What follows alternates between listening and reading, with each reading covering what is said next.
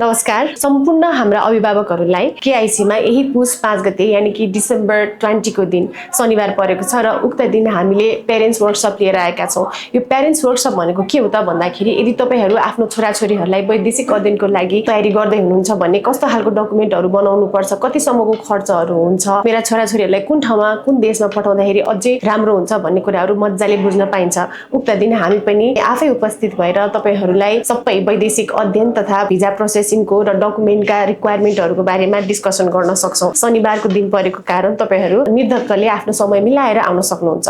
समय चाहिँ 11 बजेदेखि 4 बजेसम्म हो र आफ्नो छोराछोरीलाई पनि लिएर आउनुस्। अनि त्यति मात्र हैन, उक्त दिन हामीले IELTS तथा टेस्ट प्रिपरेसनको क्लासहरुमा पनि विशेष छुट लिएर आएका छौं। त्यसैले यो गोल्डन अपर्च्युनिटी यानी कि सुनौलो अवसर नगुमाउनु होला र KIEC मा यही पुसको 5 गते अवश्य पनि आउनु होला। KIEC क्यानाडा अस्ट्रेलिया हुन्छ बेलायत नि KIEC